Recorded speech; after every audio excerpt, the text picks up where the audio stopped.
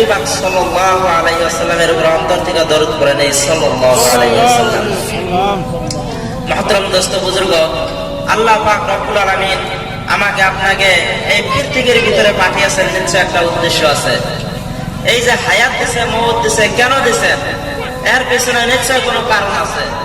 আমরা অনেকেই ভাবি যে দুনিয়ার জিন্দেগি আর পরে কোনো জিন্দেগি নাই, হ্যাঁ, খাবো দাবো মরে যাব শেষ হবো, এগুলো আমাদের ধারণা। কিন্তু না, আল্লাহ তাআলা পৃথিবীর বুকে আমাদেরকে পাঠাইছেন। কেন পাঠাইলেন?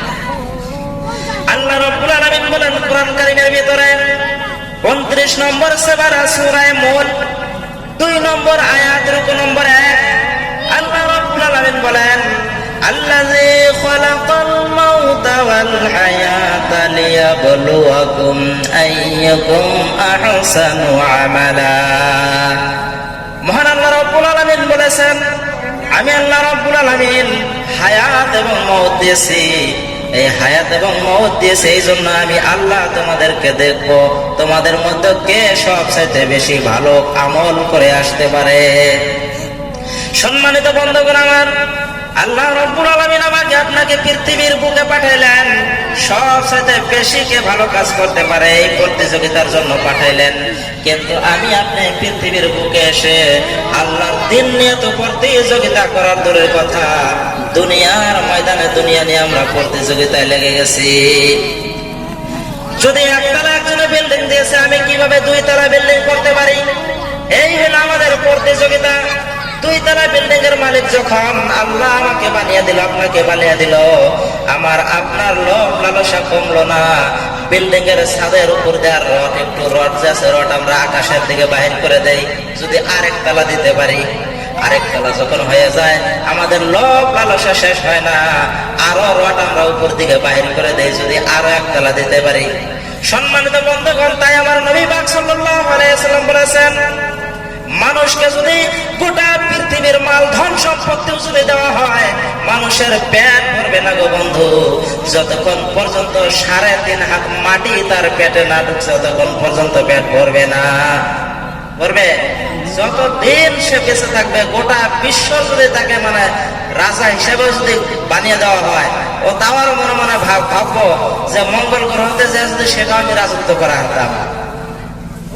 যতদিন পর্যন্ত তার মৃত্যু না হবে ততদিন পর্যন্ত তার পেট ভরবে না, 3.5 হাত মাটিয়ে তার পেট ভরবে। আমার সম্মানিত বন্ধুগণ, আল্লাহ রাব্বুল আলামিন ইবাদতের কম্পিটিশনের জন্য আমাকে আপনাকে পাঠাইলেন। আমি আপনি আল্লাহর ইবাদত করতেছি না, আল্লাহর ইবাদত থেকে আমরা দূরে আছি, কারণ আখিরাতের ময়দানে আমাদের ওঠা লাগবে। এটা আমাদের বিশ্বাস আসে না, যার জন্য আমরা আল্লাহর ইবাদতের মধ্যে মগ্ন হই না।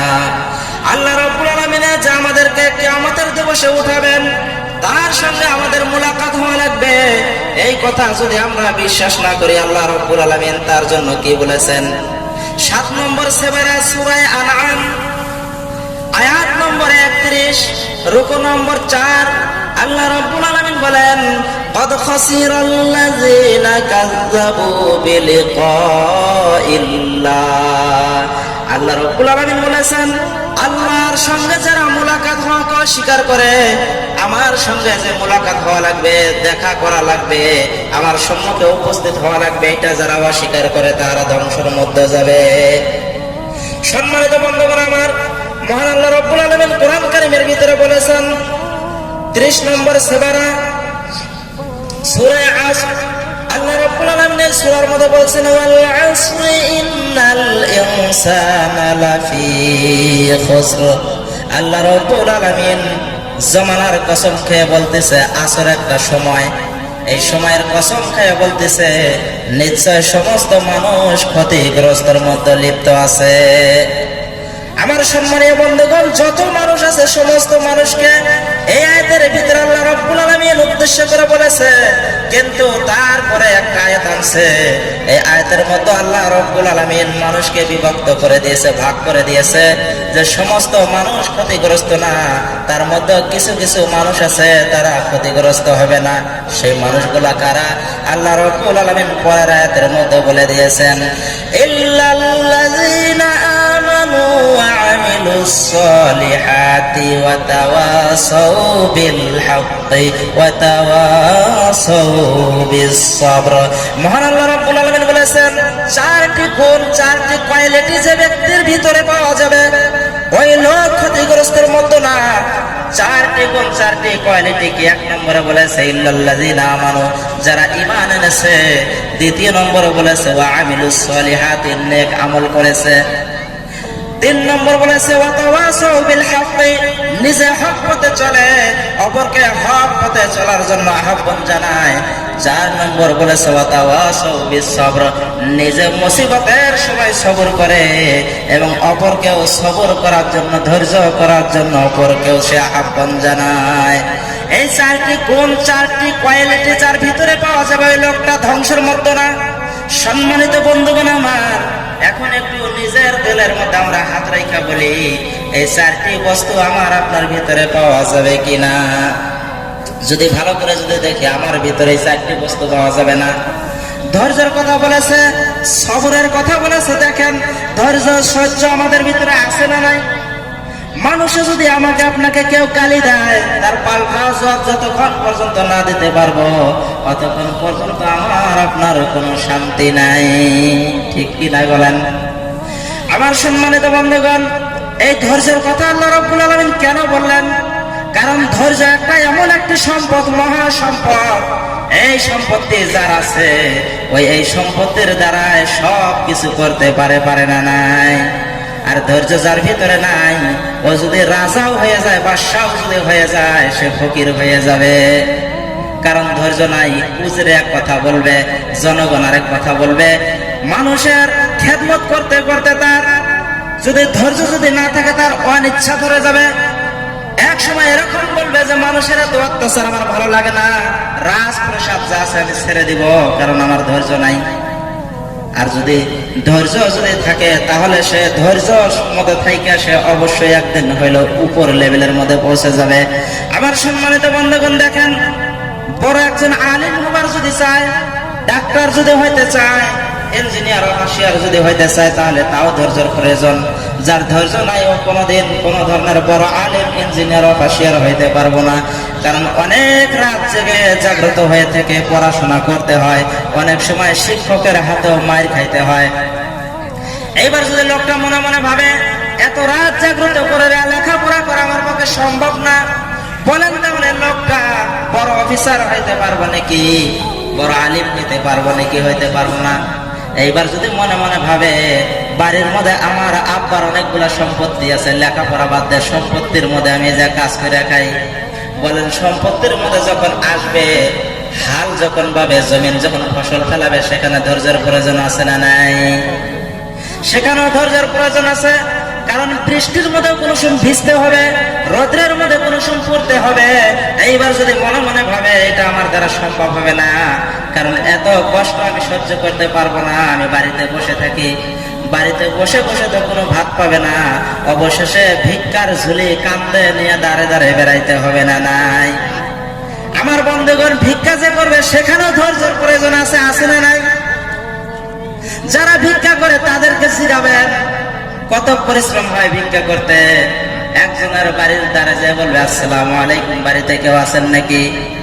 10 মিনিট, 5 মিনিট, 10 মিনিট চলে যায়, বাড়ির থেকে কোনো আওয়াজ নাই। 10 মিনিট পরে একজন বলতেছে যে আজকে মাফ করে দিবেন, কোনো কিছু নাই, হয় না নাই? আরেক বাড়িতে যাব, আধা ঘন্টা দাঁড় করে রেখে 1 মুষ্টি চাউল দিয়ে দিব, সেখানেও ধৈর্যের প্রয়োজন আছে না নাই? আমার সম্মানিত বন্ধুগণ, তাই আল্লাহ রাব্বুল আলামিন বলেছেন, ধৈর্য যার ভিতরে আছে সেই সাকসেস হইতে পারবে, ধৈর্য যার ভিতরে নাই, ওই লোকটা কোনোদিন সাকসেস হইতে পারবে না। লোকটা ক্ষতির মধ্যে, অবশ্যই ক্ষতিগ্রস্তের মধ্যে পড়ে যাবে। আমার বন্ধুগণ, ধৈর্যের কি একটা মর্যাদা, কত একটা লাভ ধৈর্যর। ধৈর্য যার নাই, তার কি পরিণত হইতে পারে? নাফহাতুল আরবের ভিতরে একটি কিতাব আছে, নাফহাতুল আরব। ওই কিতাবের মধ্যে একটা আমরা ঘটনা পড়ছিলাম, একটা কিসসা পড়ছিলাম। সেই কিসসাটার মধ্যে আছে একটা গোলাম ছিল, যে গোলামের কোনো ধৈর্য ছিল না, মানে ধৈর্য না, এরকম একটা গোলাম। ওই গোলামটা যেমন তার মালিকের কাছে যখন থাকে, তার মালিক বহুত বড় লোক, বহুত বড় মালদার লোক, তার মালিক স্পেশাল আটা দিয়ে রুটি বানিয়ে খায়, আর তাকে যে রুটি বানিয়ে দেয় সেই আটা গুলা হয়েছে একটু কম দামের আটা। এই কম দামের আটা দিয়ে তাকে যখন রুটি বানিয়ে দেয়, কিছুদিন থাকার পর এই লোকটার আর সহ্য হইতেছে না, গোলামটার আর সহ্য হয় না যে মালিক এত সুন্দর সুন্দর আটা দিয়ে রুটি বানিয়ে খায় আর আমাকে কম দামের আটা দিয়ে রুটি বানিয়ে দিতেছে। ধৈর্য না করতে পেরে বলছে, মালিক আমাকে বিক্রি করে দেন, আপনার না ইনসাফি আপনার বেইনসাফি আমি দেখতে পারবো না, কারণ আপনি ভালো রুটি খান, আমাকে একটু খারাপ রুটি দেন, আমাকে বিক্রি করে দেন। মালিক তাকে বিক্রি করে দিছেন। বিক্রি করার পর তাকে এমন একজন মালিকে কিনেছে বন্ধু, যে মালিক তার সাথে একটু গরিব, ওই মালিকে খারাপ আটা কিনে এনে সে রুটি বানাইয়া খায়, তাহলে তাকে কি করবে? এইবার কি করছে, আটা চালার পরে যেগুলা বাইর হয়, তুষ বাইর হয় না, আপনারা কি বলবো, আটা চালার পরে ময়লা টলা কি হয়, ভুসি। আচ্ছা, তো ভুসি বাইর হয়, এই ভুসি দিয়ে তাকে চাপড়া বানিয়ে রুটি বানিয়ে দেয়। কিছুদিন থাকার পর মনে মনে ভাবতেছে, মালিক আটা দিয়ে রুটি খায় আর আমাকে ভুসি দিয়ে চাপড়া বানিয়ে দেয়, এটা আমার সহ্য হবে না। মালিককে বলছে, মালিক আমাকে বিক্রি করে দেন, আমি অন্যর কাছে নিয়ে যাইতে চাই, আপনার কাছে থাকতে চাই না। মালিকে বলছে, তাই নাকি? বলে হ্যাঁ। মালিক এবার তাকে বিক্রি করে দিলেন। মালিকে বিক্রি করে দেওয়ার পর তাকে একটা এমন একটা মালিকে কিনছে যে মালিক নিজেই ভুসি দিয়ে রুটি বানিয়ে খায়।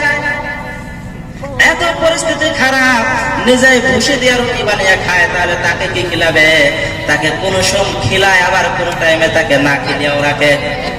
এই পরিস্থিতিতে কিছুদিন কাটলো। কাটার পর বলতেছে, মালিক আপনি 3 বেলা খান, আমাকে এক সময় খেলান আর এক সময় না খেলিয়ে রাখেন, আপনার কাছে আমি থাকতে চাই না, বিক্রি করে দেন। এইবার তাকে বিক্রি করে দেওয়া হলো। এমন একজন মালিকে তাকে কিনে নিয়েছে বন্ধু, যে মালিক নিজেই 3 বেলা 3 মুঠো খাইতে পারে না। তাকে দিয়ে তাহলে কি করবে? তাকে বাড়িতে নিয়ে তার মাথা নেড়া করে দিছে, চুল চাইছে দিছে, নেড়া করে দেওয়ার পর রাত্রি বেলায় তাকে তার শীতানের মধ্যে বসাইয়া তার মাথার মধ্যে বাতি রেখে দিছে, দুয়াত রেখে দিছে। আর গাছাও নাই, বাতি যে বাতি দেওয়ার জন্য আমরা গাছা, আপনার আবার কি কন গাছা না, তো গাছাও নাই, তাহলে কি করবে তাকে? যার জন্য তার মাথার উপরে রেখে দিছে। সম্মানিত বন্ধুগণ আমার, এইভাবে অনেকদিন যাইতেছে। এখন সে তার হুঁশ আসছে, যাহাই রে আমার পরিস্থিতি কি ছিল, কোথায় থেকে আমার পরিণতি কোথায় নাই আসলো। এখন যদি মালিককে যদি আমি বিক্রি করে দিতে বলি, মালিক যদি বিক্রি করে দেয়, আমার বান কোন দশা হয়। আবার অনেক দিন থাকার পর মালিক বলতেছে, তুমি আমাকে কোন কোন পাইছো আমার ভিতরে, যার জন্য তুমি আমাকে ছাড়তে চাইতেছো না, আমার উপরে এমন তুমি মহব্বত করতেছো, এত মহব্বত অন্য গোলামে আমাকে কেউ করে নাই। 2 দিনের সাথে 3 দিনের বেশি আমার কাছে টেকে নাই। আপনি এতদিন আমার কাছে রয়েছেন, আমাকে কেন আপনি এত ভালোবাসেন? এইবার গোলাম বলতেছে, ভালোবাসা না তো কসু, আমি তোমার কাছে কি জন্য আসছি শোনো। সমস্ত ঘটনা সব কিছু খুলে বললেন। বলার পরে বলতেছে, মালিক আমার এখন ভয় হয়, আপনি যদি বিক্রি যদি আমাকে করে দেন, হয়তো এমন একটা লোক কিনবে যার বাড়িতে দুয়াত নাই, তখন আমার পরিস্থিতি কি হবে? আমার চক্ষু যদি টান দিয়ে তুলে সেখানে সলতে লাগিয়ে যদি দুয়াত জ্বলায়, আমার অবস্থা কি হবে? এতক্ষণে হুঁশ আসছে। সম্মানিত বন্ধুগণ আমার, তাহলে এই লোকটা যদি প্রথমে যদি ধৈর্য ধারণ করত, তাহলে তার মালিকের কাছে একদিন এরকম বিশ্বাসী মানুষ হইতো, মালিকে যা খাইতো সে তা খাইতো, হয় না নাই? কিন্তু ধৈর্য না থাকার কারণে সে উপর লেভেলে থেকে নামতে নামতে কোন লেভেলে আসছে একটু চিন্তা করে দেখেন। আমার সম্মানিত বন্ধুগণ, তাই ধৈর্য এমন একটি সম্পদ, যে সম্পদ যদি থাকে, আপনি যত ধরনের বালা মুসিবতের মধ্যে পড়েন না কেন, আল্লাহকে যদি আপনি ডাকেন, অবশ্যই আল্লাহ আপনার ডাকে সাড়া দিবেন, ধৈর্য যদি থাকে। আর যদি ধৈর্য হারা হয়ে আল্লাহকে যদি ভুলে যান, তাহলে আরো মুসিবত আরো বাড়বে না নাই? আমার সম্মানিত বন্ধুগণ, আল্লাহ রাব্বুল আলামিন কোরআন কারীমের ভিতরে বলে দিয়েছেন, 1 নম্বর সূরা সূরা বাকারা, আয়াত নম্বর হয়েছে 153, রুকু নম্বর হয়েছে 9, আল্লাহ রাব্বুল রুকু নম্বর 19, আল্লাহ রাব্বুল আলামিন বলেছেন, ইয়া আইয়ুহাল্লাযীনা আমানুস্তাঈনু বিস-সাবরি ওয়াস-সালাহ ইন্নাল্লাহা মা'আস-সাবিরিন। আল্লাহ রাব্বুল আলামিন বলেছে, আমার বিশ্বাসী বান্দাগণ, তোমরা আমার কাছে তোমরা মদদ চাও, সাহায্য চাও, ধৈর্য এবং নামাজের মাধ্যমে আমার কাছে তোমরা সাহায্য চাও। আমাদের কোনো কিছু হইলে আমরা একবারে ধৈর্য হারা হয়ে যাই, আল্লাহর কাছে খালি কই, আল্লাহ আমার এই বিপদ হয়েছে, ও বিপদ হয়েছে, আল্লাহ আমার ডাকটা শোনো না। কিন্তু আল্লাহ যে শুনবে, শর্ত আছে, আপনার বিপদ আসছে অমনি আপনি আল্লাহকে ডাকবেন, শুনবে না। কারণ শর্ত লাগাইছে কি, ওয়াস্তাঈনু, যে তোমরা আমার কাছে সাহায্য চাও বিস-সাবরি ওয়াস-সালাহ, নামাজ এবং ধৈর্যের মাধ্যমে। নামাজ পড়বে, ধৈর্য করবে, আল্লাহর কাছে দোয়া করবে, আল্লাহ অবশ্যই শুনবে। যত বড় মুসিবত হয় আল্লাহ তাআলা সমাধান করে দেবে, দেবে না নাই? ইতিহাস সাক্ষী, সাহাবী রাদিয়াল্লাহু তাআলা আনহুদের জামানায় একজন সাহাবীর বাড়িতে খাওয়ার কোনো বস্তু নাই। সাহাবী পেরেশানিতে পড়ে গেছে। হঠাৎ করে নবীজির কথা তার কানে, তার মনের ভিতরে স্মরণ আসছে যে আল্লাহর নবীজি বলেছে, নামাজের ভিতরে যত ধরনের সমস্যা আল্লাহ রাব্বুল আলামিন সমাধান করে দেয়। কারণ আমার বাড়িতে এখন যে রুজি রোজগারের অভাব, রুজি রোজগার নাই, তাহলে আমি যে সমস্যায় পড়েছি, নামাজ যদি পড়ি আল্লাহ রাব্বুল আলামিন অবশ্যই সমস্যার সমাধান করে দিবে। ওই সাহাবীটা ওযু করেছে, ওযু করে নামাজ আদায় করছে, নামাজ আদায় করার পর দোয়া করছে, দোয়া করে বাড়িতে আসছে। আসার পরে তার বাড়িতেও কোনো খাবার, কোনো ব্যবস্থা হয় নাই। সাহাবীটা মনে মনে ভাবলো, হইতে পারে আমার ওযুর ভিতরে কোনো ত্রুটি আছে। আবার নতুন করে ওযু করে সুন্দর করে নামাজ আদায় করে দোয়া করেছে। বাড়িতে এসে দেখে এখন পর্যন্ত খাবার কোনো বুদ্ধি হয় নাই। আমার বন্ধুগণ, আমার সাহাবীটা মনে মনে ভাবতেছে, হয়তো আমার নামাজের ভিতরে কোনো ত্রুটি আছে। আবার সুন্দর করে ওযু করে নামাজ আদায় করে বাড়িতে আসছে। বাড়িতে আয়েশা দেখে তার বাড়িতে যে চাক্কি আছে, চাক্কি ঘুরতেছে, চাকের ভিতর থেকে নিজে নিজে একলাই আটা বাহির হয়ে পড়তেছে। বলে সুবহানাল্লাহ। আমার সম্মানীয় বন্ধুগণ, ওই সাহাবীটা চাক্কির মধ্যে বিসমিল্লাহ বলে যখন হাত দিয়েছে, চাক্কি থেমে গেছে। এই ঘটনা যখন আল্লাহর নবী সাল্লাল্লাহু আলাইহি ওয়াসাল্লামের কাছে পৌঁছেছে, আল্লাহর নবী সাল্লাল্লাহু আলাইহি ওয়াসাল্লাম বলেছে, সাহাবী, তুমি যদি চাক্কির মধ্যে হাত যদি না দিতাও, তাহলে কিয়ামত পর্যন্ত চাক্কির থেকে আটা বাইর হইতে থাকতো। বলে সুবহানাল্লাহ। তাহলে নামাজ পড়ে ধৈর্য ধারণ করে আল্লাহর কাছে যদি দোয়া করা যায়, আল্লাহ শোনে না নাই? আমার সম্মানিত বন্ধুগণ, তারপরে আসলে দেখেন, ধৈর্যের পরে আরেকটা কথা বলেছে, হক। এই হক বস্তুটা আমার আপনার ভিতরে কতটুকু পাওয়া যায়, একটু হাত দিয়ে দেখেন। আমরা কত জনেরা কত জনের হক নষ্ট করেছি। নিজের মেয়ের হক নষ্ট করেছি, যতটুকু সম্পত্তি দেওয়া লাগছিল দেই নাই, সব বেড়ার নামে দিয়ে দিছি, হয় না নাই? বোনের সম্পত্তি আত্মসাৎ করেছি, বিক্রি করে হজ করে আসছি। হজ করার পর নামের আগে যদি আলহাজ না লাগানো যায়, মনটা বড় বেজার করে, করে না নাই? এত টাকা খরচ করে হজ করলাম, আমার নামের আগে আলহাজ থাকবো না, এটা একটা কথা হইলো? এত খারাপ পায়? আরে নামের আগে হজ করার জন্য যদি নামের আগে আলহাজ লাগানো যদি এত প্রয়োজন, তাহলে যে তুমি হারাম মাল ভক্ষণ করে যে হজ করছাও, তাহলে তো আলহাজ লাগানোর আগে তোমার নামের আগে হারামজাদা লেখার দরকার আছে। কথা ঠিক না নাই বলেন? আমার সম্মানিত বন্ধুগণ, এই হক, মানুষ কেমন করে মানুষের হক মারে, দোকানদার কাস্টমারের হক মারে, জনগণ নেতার হক মারে, নেতায় জনগণের হক মারে, অনেকে অনেক ধরনের হক মারে। মানুষ মনে মনে ভাবে যে আমি একটু চালাকি করি, পলিসি করে নেই, এটা তো কোনো হক মারলাম না। যে কোনো আপনি এখন পর্যায়ে যান, দেখবেন খালি মানুষ মানুষের হক নষ্ট করতেছে। অফিস আদালতে যাবেন, ঘুষ ছাড়া কাজ হয় না। সম্মানিত বন্ধুগণ আমার, মানুষ মানুষের হক এরকম ভাবে মারে।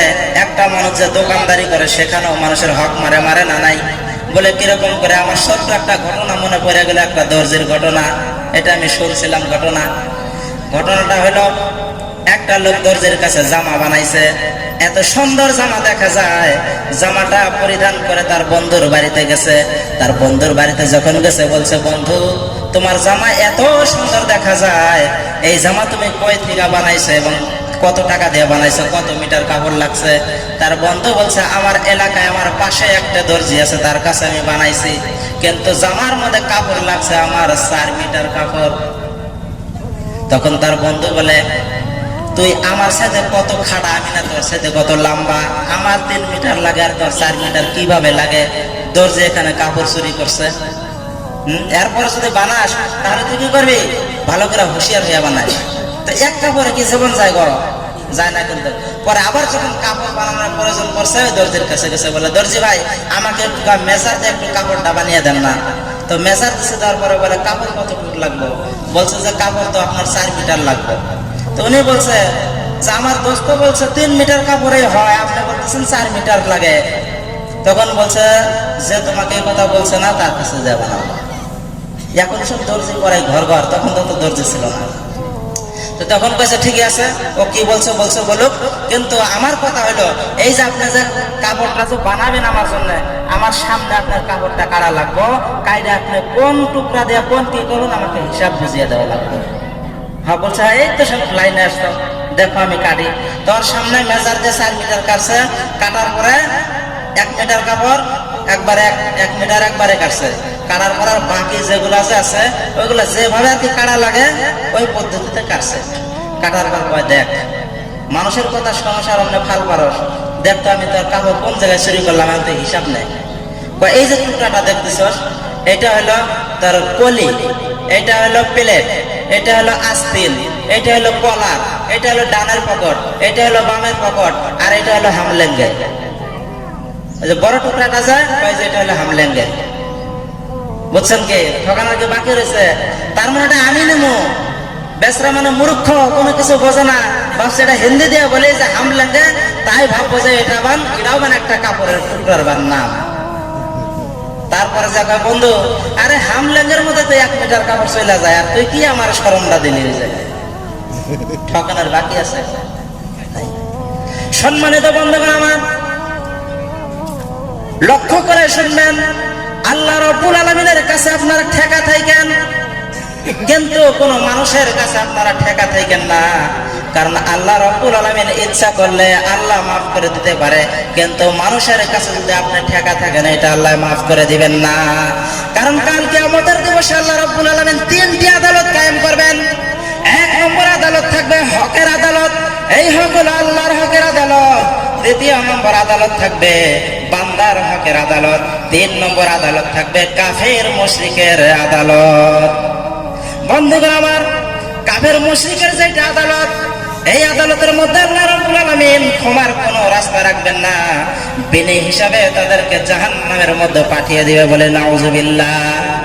কারণ সূরা বাইয়িনার ভিতরে আল্লাহ রাব্বুল আলামিন বলেন, ইন্নাল্লাযীনা কাফারু মিন আহলিল কিতাবি ওয়াল মুশরিকিনা ফি নারি জাহান্নাম খালিদিনা ফিহা উলাইকা হুম শাররুল বারিয়া।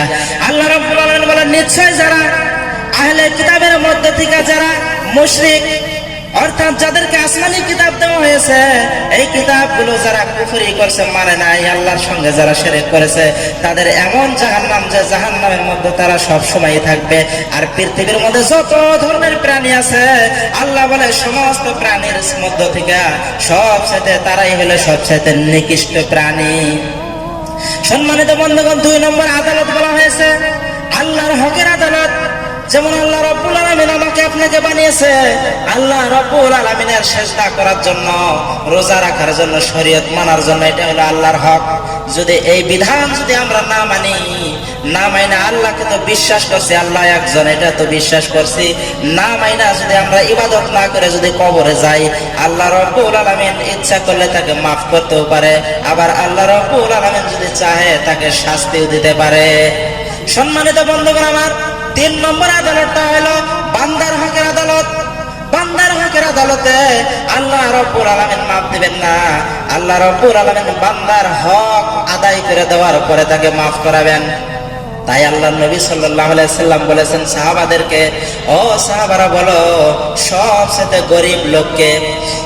সাহাবায়ে কেরাম রাদিয়াল্লাহু তাআলা আনহুম বললেন, ইয়া রাসূলুল্লাহ সাল্লাল্লাহু আলাইহি ওয়াসাল্লাম, সবচেয়ে গরীব লোক ওই লোক যার সময় মতো যে খাইতে পারে না, পরিধানের মতো কোনো কাপড় নাই, ওই লোকটা সবচেয়ে গরীব, তার সাথে গরীব আর কেউ নাই।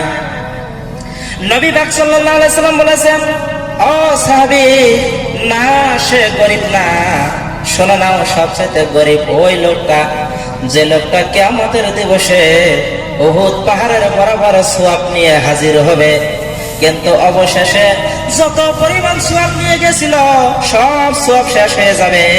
সোয়াব শেষ হওয়ার পর অত পরিমাণ গুনাহ তার আমল নামার মধ্যে জমা হবে, অত পরিমাণ গুনাহ নিয়ে আফসোস করতে করতে জাহান্নামে চলে যাবে। তার সাথে গরিব আর কেউ হইতে পারে না।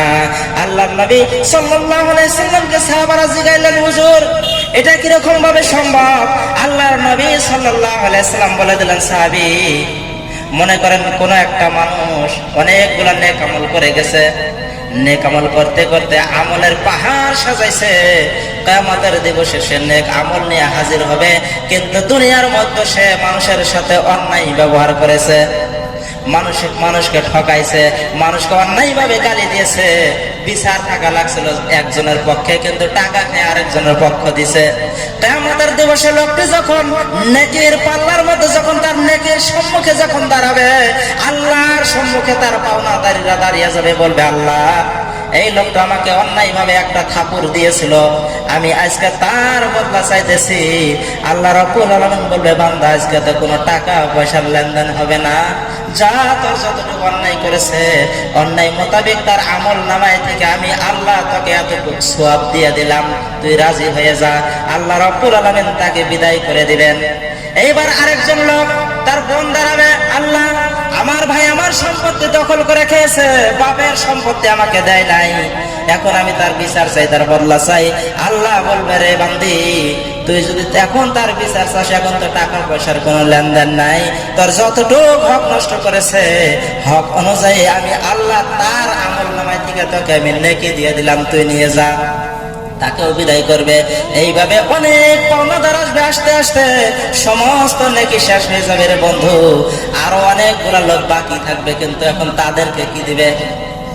সালা চাকরি তো সব শেষ, সালাও নাই, আমও নাই, এখন কি দেবো? আরো পাওনাদার যে আছে। কিন্তু হাদিসের ভিতরে আছে বন্ধু, কুল্লু বানি আদম খাত্তাউন, আদমের সন্তান যত আছে নবী ব্যতীত সমস্ত আদমের সন্তান গুনাহগার। নিজের বুকে হাত দিয়ে দেখেন জীবনে কোনো গুনাহ করছেন কি নাই? গুনাহ আছে না নাই?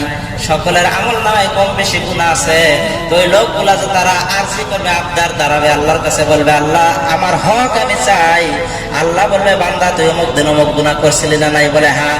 তাহলে তোর হক অনুযায়ী তোর আমল নামায় থেকে এই গুনাহটা কাইটা আমি আল্লাহ তার আমল নামায় দিয়ে দিলাম, তুই রাজি নেই? তুই চলে যা। আরেকজন লোক আসবে, ওই তার আমল নামায় দিয়ে গুনাহ কাইটা আবার ওই তার আমল নামার মধ্যে পৌঁছিয়ে দিবে। এইভাবে নেকি শেষ হয়ে তার আমল নামার মধ্যে খালি গুনাহ আসতে থাকবে, গুনাহ আসতে আসতে গুনাহ আসতে আসতে যত পরিমাণ নেকি নিয়ে উপস্থিত হয়েছিল বন্ধু, অত পরিমাণ গুনাহ নিয়ে সে কাঁদতে কাঁদতে জাহান্নামের মধ্যে চলে যাবে বন্ধু। আল্লাহর নবী বলে, সাহাবীরা ওই লোকটার চাইতে গরিব আর কেউ নাই, তোমরা যাকে গরিব ভাবছো তারা গরিব নাই রে সাহাবী, ওই লোকটা সবচেয়ে গরিব, তার সাথে কোনো আর গরিব নাই। আমার সম্মানিত বন্ধুগণ, তাই আমরা মানুষের যে যতটুকু হক নষ্ট করেছি, মানুষের সঙ্গে যতটুকু অন্যায় করেছি, এই অন্যায়ের জন্য আমরা ক্ষমা প্রার্থনা করে নেই। কারণ মানুষ যে গুনাহ করে, এই গুনার সম্পর্ক হয়ে থাকে দুই ধরনের। এক নম্বর সম্পর্ক হয়ে থাকে আল্লাহর সঙ্গে এবং বান্দার সঙ্গে। দ্বিতীয় নম্বর সম্পর্ক হলো বান্দার সঙ্গে এবং বান্দার সঙ্গে। আমরা এমনি যদি তওবা করি, আল্লাহ রাব্বুল আলামিন তওবা কবুল করবে না, কারণ তওবা করার মধ্যে কিছু শর্ত আছে। শর্ত মাইনা যদি তওবা করি, আল্লাহ রাব্বুল আলামিন শর্ত অনুযায়ী আমার আপনার তওবা কবুল করে নেবে বন্ধু। আমার সম্মানিত বন্ধুগণ, আমার গুনার সম্পর্ক যদি বান্দার সম্পর্কের সাথে যদি হয়ে থাকে, এই গুনাহ থেকে আমি যদি তওবা করতে চাই, চারটি শর্ত আমার আপনার পালন করা লাগবে। চারটি শর্ত পালন করার পর যদি তওবা করি গো বন্ধু, আল্লাহ যে বলেছেন তুবু ইলাল্লাহি তাওবাতুন নাসুহা, ও আমার বিশ্বাসী বান্দা তোমরা তওবা করে নাও, তওবায়ে নাসুহা, অর্থাৎ খাঁটি তওবা, খাঁটি দিলে তওবা করে নাও। শর্ত যদি আমরা মাইনা তওবা করি, তাহলে হবে আমার আপনার জন্য তওবায়ে নাসুহা। কিন্তু শর্ত মানা ছাড়া এমনি যদি তওবা করি, যে তওবা তওবা তওবা আস্তাগফিরুল্লাহ যদি চান্স পায় আর সাল্লাহ, এটা কাম হবে গো? চান্স পাইলে আরেক জাল্লা, ওই তবে কাম হবে না। তাহলে শুনে নেন, আমি বলেছিলাম মানুষ যে গুনাহ করে, গুনাহের সম্পর্ক থাকে দুইটা। একটা হলো সর্বপ্রথম হলো আল্লাহর সঙ্গে বান্দার গুনাহের সম্পর্ক। যেমন আল্লাহ রাব্বুল আলামিন যে বিধানগুলো চালু করে দিয়েছেন যে বান্দা তুই নামাজ পড়বি, আমি যদি নামাজ না পড়ি তাহলে এই গুনার সম্পর্কটা কোনো বান্দার সাথে হইল না, এই গুনার সম্পর্ক হয়ে গেল আল্লাহর সঙ্গে। আরেকটা হলো গুনার সম্পর্ক বান্দার সাথে, যেমন মানুষের হক নষ্ট করে দেওয়া, এইটা হলো বান্দার সঙ্গে বান্দার গুনার সম্পর্ক। বন্ধু, আল্লাহর সঙ্গে যেটা গুনাহের সম্পর্ক হয়, সেই গুনাহ থেকে যদি তওবা করতে চাই তিনটা শর্ত মানা লাগবে। বান্দার সাথে যেটা গুনাহের সম্পর্ক, ওই গুনাহ থেকে যদি তওবা করতে চাই তাহলে চারটি শর্ত আমার আপনার মেনে নেওয়া লাগবে। তিনটা শর্ত সর্বপ্রথম শোনা যাক। আল্লাহর সঙ্গে বান্দার সাথে যে গুনার সম্পর্ক, এই গুনাহ থেকে তওবা করতে চাইলে তিনটি শর্ত। এক নম্বর শর্ত হলো যে গুনার কাজ আমি আপনি করছি, ওই গুনার কাজ আমার আপনার ছেড়ে দিতে হবে সর্বপ্রথম। ধরে নেন যে নামাজ পড়ি নাই, রোজাও থাকি নাই, এগুলা গুনার, আমার জিনা করে বেড়াই, এইগুলা গুনাহ আমার সর্বপ্রথম কাজটা ছাইড়া দেওয়া লাগবে, এক নম্বর শর্ত। দ্বিতীয় নম্বর শর্ত হয়েছে আমি যে গুনার কাজটা করেছি, ওই গুনার কাজের থেকে আমার সর্বপ্রথম নিজেকে শর্মিন্দা হওয়া লাগবে, যেটা আমি কেন করলাম। কাল কিয়ামতের দিবসে যখন আমাকে দাঁড় করাবে, গুনাহগার হিসেবে, মুজরিম হিসেবে যখন পাকড়াও করবে, সকলে আমাকে দেখে নেবে এই লোকটাই তো গুনাহগার। তাহলে আল্লাহ যে গুনাহ করেছে এই গুনার জন্য আমি শর্মিন্দা, আমি শরম অনুভব করতেছি। দুই নম্বর শর্ত গেল। তিন নম্বর শর্ত হলো যে গুনাহ ওই লোকটা করেছে, ওই গুনার জন্য তার খাটিয়ে দিলে এমন ভাবে মজবুত ভাবে তার পোক্তা ইরাদা করে নেওয়া লাগবে, আমি যতদিন পর্যন্ত আমি বেঁচে থাকবো, আমার হুঁশ থাকা অবস্থা আমি এই ধরনের গুনাহ আর করবো না। এই তিনটি শর্ত মানার পরে যদি বলে আস্তাগফিরুল্লাহ রাব্বি মিন কুল্লি যামবি ওয়া আতুবু ইলাইহি, এই কথা বলার সাথে সাথে আল্লাহ রাব্বুল আলামিন তার জীবনের সমস্ত গুনাহ মাফ করে দিবেন। আর বলা হয়েছে যদি গুনার সম্পর্ক বান্দার সাথে থাকে তাহলে চারটি শর্ত পালন করা লাগবে। চারটি শর্ত যদি পালন করে তাহলে আল্লাহ রাব্বুল আলামিন মাফ করবেন। চারটি শর্ত হলো, এক নম্বর শর্ত হলো যে গুনাহ আমি করেছি সেই গুনার কাজ আমার আপনার ছেড়ে দেওয়া লাগবে। মনে করেন চুরি করা একটা আমার বিদ্যা, চুরি করার গুনার সম্পর্ক কার সাথে গো? বান্দার সাথে না? তাহলে এই চুরি করাটা ছাইড়া দেওয়া লাগবে। দ্বিতীয় নম্বর শর্ত হলো যে যে কাজটা আমি করছি এই কাজের উপর আমার শর্মিন্দা হওয়া লাগবে। তিন নম্বর শর্ত হলো এই কাজ আর আমি কোনোদিন করব না, এটা নিজের দিলের মধ্যে শক্তভাবে তার নিয়ত করে নেওয়া লাগবে। চার নম্বর শর্ত হলো যার হক নষ্ট করেছে তার কাছে যেভাবেই হোক এই হকটা পুরা করে দেওয়া।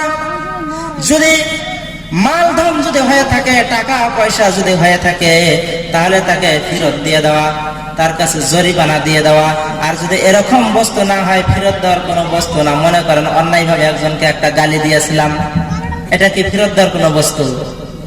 হ্যাঁ, তাহলে অন্যায়ভাবে যদি কাউকে যদি আমরা হকের কথায় যদি আমরা না করি, বেহক পথে যদি ফয়সালা করে যদি তাকে আমি জিতিয়া দেই, যে হক পথে ছিল তাকে আমি কি করে দিলাম, একটু সে কমজোর, তার জন্য তাকে আমি মুজরিম হিসাবে তাকে গণ্য করে দিলাম, সাব্যস্ত করে দিলাম, তাহলে এইটা হলো তার কাছে আমি অন্যায়ভাবে জুলুম করেছি, এই জুলুমের কোনো জরিমানা হয় না বন্ধু।